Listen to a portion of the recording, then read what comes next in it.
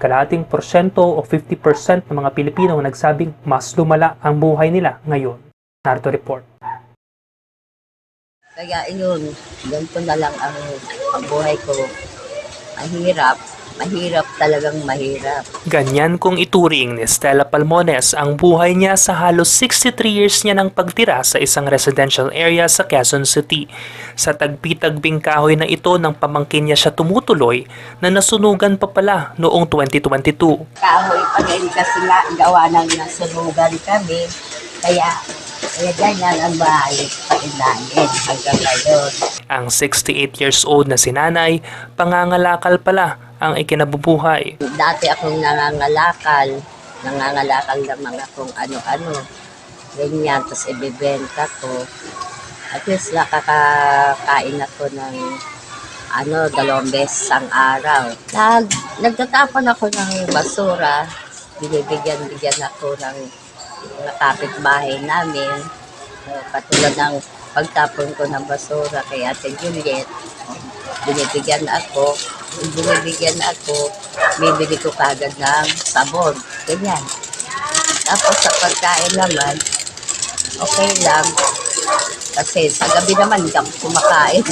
Kumikita naman siya sa basura, ang problema, kulang naman. Kaya nga lang, yung mga personal na gastusin, katulad ng sabon, katulad ng shampoo, ganyan. Katulad ng mga bagay-bagay na kailangan ko din, gamot, wala, hindi ako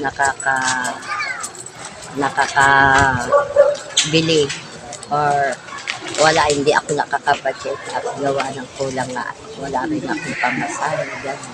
Wala na ngang pang-maintenance, wala ring disenteng mahihigaan. Ito yung higaan ko. Yan yung higaan ko. Ito ako nahihiga. Ito ako natutulog.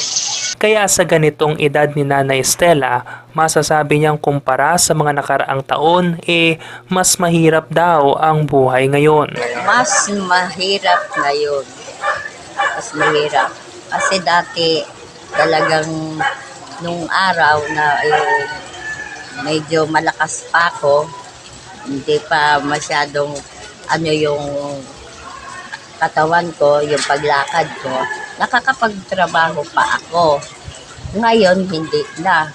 Masakit ng balakang ko, ganyan, paa. Mahirap na nga rin ako makapunta sa City Hall para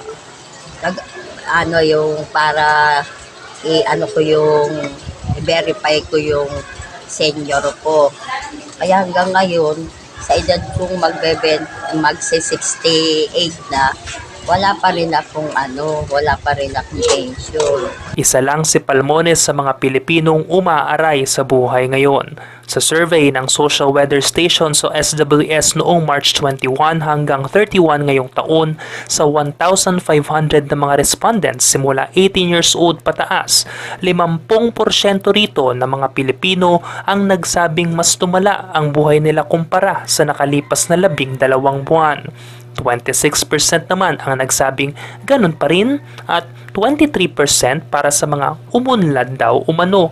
Kung may panawagan man si Nanay Stella, lalo na sa pamahalaan, ang mensahe ko sa ating mahal na gobyerno, sana naman matulungan kaming ng mga naghihirap dahil talagang wala akong maintenance.